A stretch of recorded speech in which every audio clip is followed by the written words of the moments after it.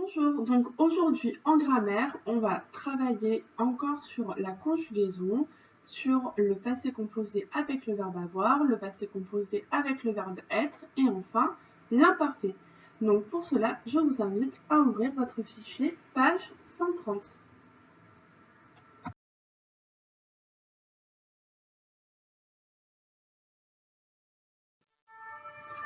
Alors, tout d'abord, pour commencer, vous allez devoir écrire si le texte est écrit au présent, au passé ou au futur. Donc, vous regardez le temps de conjugaison des verbes et comme ça, vous allez pouvoir savoir.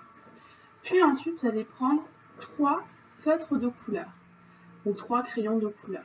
Alors, avec l'un, vous allez souligner les verbes qui sont conjugués au passé composé avec le verbe avoir. Donc ça, vous savez, il y a d'abord le verbe avoir qui est conjugué au présent et ensuite il y a le participe passé du verbe.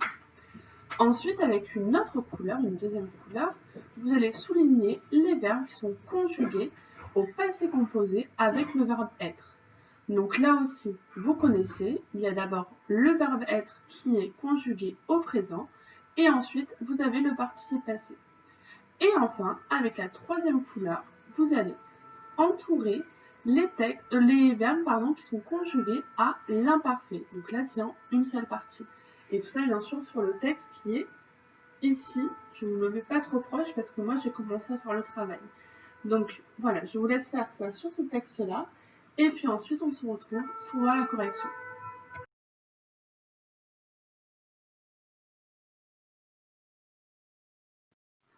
Alors, donc du coup, vous avez pu observer les différents verbes qui sont dans ce texte et vous avez pu voir qu'ils étaient soit au passé composé avec le verbe avoir, soit au passé composé avec le verbe être, soit à l'imparfait, mais en tout cas les trois ce sont des temps du passé.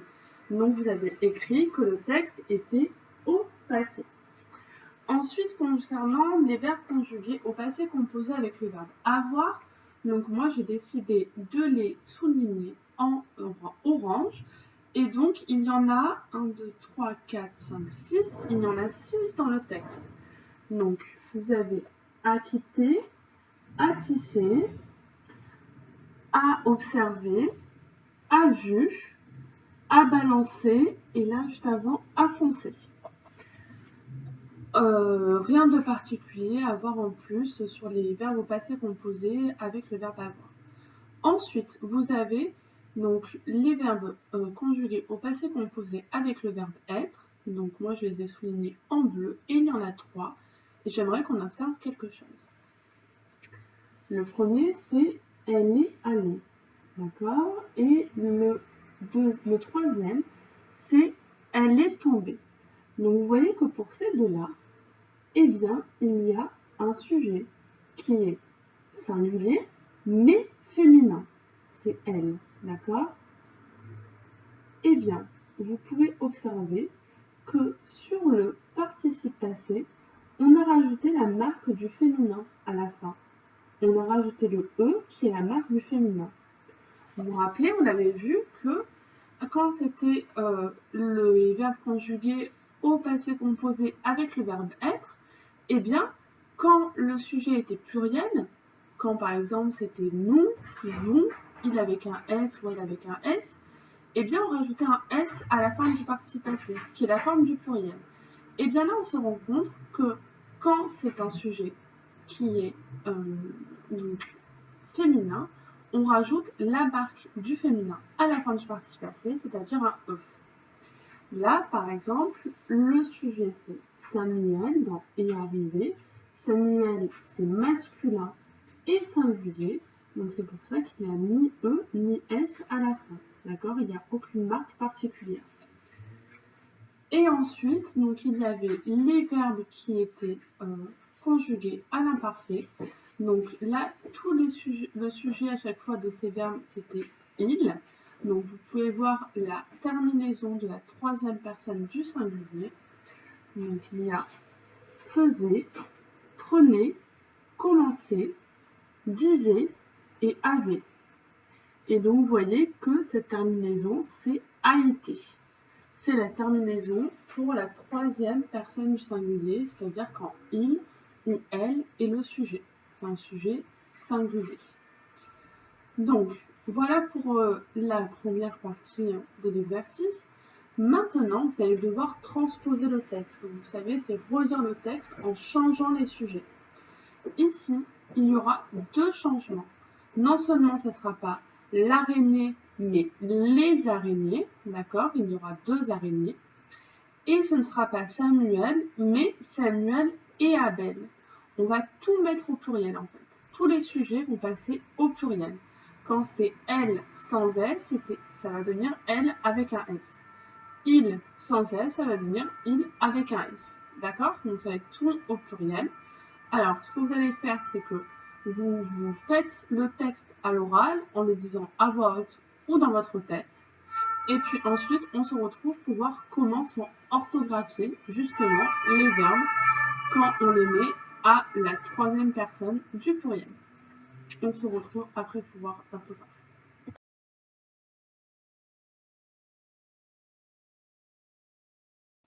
Donc, on se retrouve pour regarder comment s'écrivent justement ce fameux texte au pluriel. Et on va faire phrase par phrase. Donc, l'araignée a quitté le cocon, ça devient les araignées ont quitté le cocon.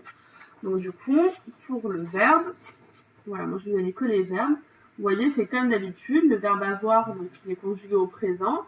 Il passe de la troisième personne du singulier à la troisième personne du pluriel.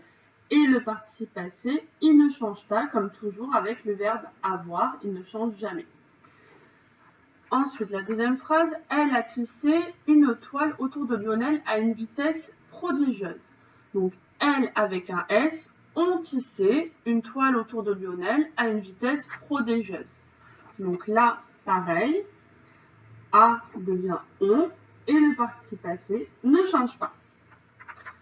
Puis, elles sont allées se cacher, d'accord? Donc, elle avec un S. Le verbe être, il est plus conjugué à la troisième personne du singulier et, mais à la troisième personne du pluriel, sont, puisque le sujet c'est maintenant elle avec un S. Et au niveau du participe passé, donc vous rappelez que elle est allée, on avait la marque du féminin avec le E à la fin. Mais là, c'est elles sont allées. Donc, non seulement c'est féminin, mais en plus, elles sont plusieurs. Donc, on a la marque du féminin, le E, mais on a là en plus la marque du pluriel, le S. Donc, du coup, voilà, on a ES à la fin du participe passé. C'est quand le sujet, il est féminin et pluriel. Là, ce sont deux araignées, c'est féminin, c'est pluriel, donc c'est ES à la fin du participe passé. Il ne faut pas se tromper entre avec le verbe avoir où ça ne change jamais et avec le verbe être où ça prend le signe du féminin, le signe du pluriel ou si c'est les deux, et bien le signe du féminin pluriel. Alors, la phrase de base, c'est quand Samuel est arrivé, elle a observé ce qu'il faisait. Et donc, du coup, là, ça fait quand Samuel et Abel sont arrivés, elles ont observé ce qu'ils, avec un S, faisaient. Donc, est arrivé, ça devient sont arrivés, hein, puisque maintenant, c'est Samuel et Abel. Et au niveau du participe passé, eh bien, là, on avait un sujet qui était masculin singulier. Donc, on n'avait aucun signe à la fin du participe passé. Mais là, ça devient un sujet qui est masculin, mais pluriel. C'est Samuel et Abel. Ils sont deux. Donc, on a le signe du pluriel à la fin du participe passé avec le S. Ensuite, elle a observé, ça devient elle avec un S, ont observé. Donc là, on a l'habitude, a, ça devient on, et le participe passé ne change pas. Et enfin, ce qu'il avec un S faisait, donc là, on avait faisait, a été, d'accord, c'est la terminaison de la troisième personne du singulier. Et maintenant, on a faisait, A-I-E-N-T, qui est la terminaison de la troisième personne du singulier. D'accord? Donc, de la troisième personne du pluriel, pardon. Donc, du coup, on connaît un petit peu plus nos terminaisons. Hein. On fera un point là, à la fin de la correction de cet exercice pour voir toutes les terminaisons de l'imparfait. Et là, aujourd'hui, on se concentre vraiment sur il, elle sans S et il, elle avec S, c'est-à-dire troisième personne du singulier et troisième personne du pluriel. Ensuite, la phrase d'après, c'était « Elle a vu qu'il prenait un couteau dans le sac de Julius et qu'il commençait à couper un fil. » Donc, du coup, c'est « Elles ont vu », elles avec un S ont vu, qu'il avec un S prenait un couteau dans le sac de Julius et qu'il avec un S commençait à couper un fil. Donc, elle a vu, ça devient elle avec un S ont vu. Donc là, on a l'habitude, hein, voilà, le participe passé qui ne change pas. Et ensuite, il avec un S prenait. Donc du coup, on passe de la terminaison de il sans S a été à la terminaison de il avec un S, AI et ENT. Et pour commencer, c'est pareil. On passe de la terminaison a été à la terminaison AI et ENT. Ensuite, elle est tombée du plafond et elle a foncé sur lui. Samuel a non, on s'arrête là. Il y a un point. Donc c'est alors, elles avec un S sont tombées du plafond et elles ont foncé sur lui. Donc, est tombée, vous vous rappelez que le sujet c'était elle au singulier. Hein. Donc du coup, on avait juste la marque du féminin avec un E. Et là, c'est elle avec un S sont tombées. Donc on a la marque du féminin et la marque du pluriel. D'accord ? On a deux lettres muettes à la fin du participe passé. Et ensuite, elles ont foncé sur lui. Donc là, eh bien, on voit bien le verbe avoir il change. Par contre, le participe passé ne change pas. Samuel a balancé de grandes gifles en direction du monstre. Donc c'est Samuel et Abel ont balancé de grandes gifles en direction du monstre. Là, pas de difficulté, normalement. Le verbe avoir change. Par contre, le participe passé ne change pas. Il se disait qu'il avait peut-être une chance de s'enfuir. Donc là, ça devient il avec un S se disait qu'ils avaient peut-être une chance de s'enfuir. Donc là, c'est pareil.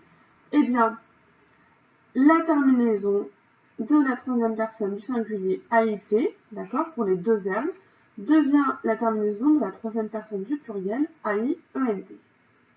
Donc du coup, si on regarde un petit peu les terminaisons pour l'imparfait, donc on a vu que c'était les mêmes pour tous les verbes, ça c'était pratique parce qu'il n'y avait pas d'exception pour les terminaisons. Donc, si on met les personnes, d'accord? Donc, on a je, tu, je marque il, mais vous savez que c'est il, elle, hein? Nous, vous, et il avec un S. Et vous savez que c'est aussi elle avec un S. Donc, aujourd'hui, on a particulièrement vu que il sans S, elle sans S, c'était AIT. Et il avec un S, elle avec un S, c'était AIENT. D'accord? Mais précédemment, si on regarde ce que vous avez vu avant, la séance précédente de grammaire, on regardait aussi le passé. On avait vu avec je, on avait vu que pour je, c'était AIS. Et on avait vu pour nous également. Et nous, on avait vu que c'était IONS. Vous aviez vu aussi pour vous et pour tu. Pour tu, vous avez vu que c'était AIS. Et pour vous, vous aviez vu que c'était IEZ. D'accord? D'ailleurs, vous aviez vu, voilà, utilisé. Donc, du coup, maintenant, on connaît toutes les terminaisons de l'imparfait. Ok? Ça, il faut le connaître par cœur, les terminaisons de l'imparfait. Vous avez toujours, pour vous aider, si vous avez besoin, à la fin de votre manuel, eh bien, les pages de conjugaison. Et dedans, vous retrouvez l'imparfait. Ok? Alors, du coup, ce que vous allez devoir faire ensuite est m'envoyer en photo. Eh bien, vous allez devoir faire la suite. Donc, vous allez devoir compléter avec les verbes du texte. Donc, vous vous rappelez, là, ce qu'on a écrit, c'est ce qu'on trouve une fois qu'on a fait la transposition. Eh bien, il faut retrouver quand c'était encore au singulier dans le texte. Donc, à chaque fois, ce sont les verbes du texte en orange. D'accord? Ensuite, vous devez entourer les terminaisons de l'imparfait, donc ils ne s'entendent pas parce que ça s'entend la fin, au moins une lettre muette, d'accord? Et vous devez écrire les lettres muettes qui sont à la fin du participe passé pour les verbes conjugués avec le verbe être, quand le sujet est les araignées. Donc, quand les araignées, le sujet est, féminin et pluriel, d'accord? On a vu qu'il y avait 2 lettres muettes dans ce cas-là. Ensuite, vous devez réécrire les groupes nominaux au singulier. Donc, les araignées, quand on met au singulier, qu'est-ce que ça devient? Et des monstres, quand on met au singulier, qu'est-ce que ça devient? Puis, vous allez faire les exercices 3 et 4. Donc, vous avez l'habitude, ce sont des exercices pour s'entraîner sur l'imparfait. Alors, dans l'exercice 3, vous avez un texte où le sujet, c'est la fourmi. Donc, c'est un sujet qui a la 3e personne du singulier, d'accord? Et vous allez remplacer la fourmi par les fourmis. Donc, ça va être un sujet qui va être à la 3e personne du pluriel. C'est justement pour s'entraîner sur ces terminaisons qu'on a vues, AIT et AIENT. Donc, vous avez les transformations qui sont en orange, d'accord? Et en dessous, il faut marquer l'infinitif de ces 3 verbes. Et puis, dans l'exercice 4, alors là, c'est différent. On passe d'un sujet qui est la chatte, donc qui est 3e personne du singulier, et qui est féminin en plus, d'accord, à je, d'accord? Et pour que tout le monde ait les mêmes réponses, on va dire que je, c'est un garçon qui parle. Parce que là, vous allez devoir transformer avec des verbes qui sont conjugués à l'imparfait, d'accord? Donc, passer de la terminaison de la 3e personne du singulier à la 1re personne du singulier, hein? On se rappelle, passer de il, elle à je, mais également changer des verbes qui sont écrits au passé composé avec le verbe avoir, et également des verbes qui sont écrits au passé composé avec le verbe être. Et là, on se rappelle que si on est une fille, à la fin du participe passé, si c'est je, mais que je, c'est une fille, on va mettre le E du féminin, d'accord? Mais comme j'aimerais corriger tout le monde de la même manière, on va dire que je, c'est un garçon. On va dire que c'est Samuel qui parle, par exemple. D'accord? Donc, du coup, ça va être un sujet qui va être masculin. Donc, vous faites ces exercices et vous me les envoyez. Vous prenez une photo, vous me les envoyez. Comme ça, je peux corriger en regardant ce que vous avez fait. Voilà, faites bon courage pour ces exercices. On est bientôt à la fin de l'apprentissage de l'imparfait. La semaine prochaine, on fera la leçon sur l'imparfait. Et après, il nous restera la leçon sur le passé composé avec le verbe être. Donc, on va bientôt passer aux leçons. Voilà, bon courage et à très bientôt.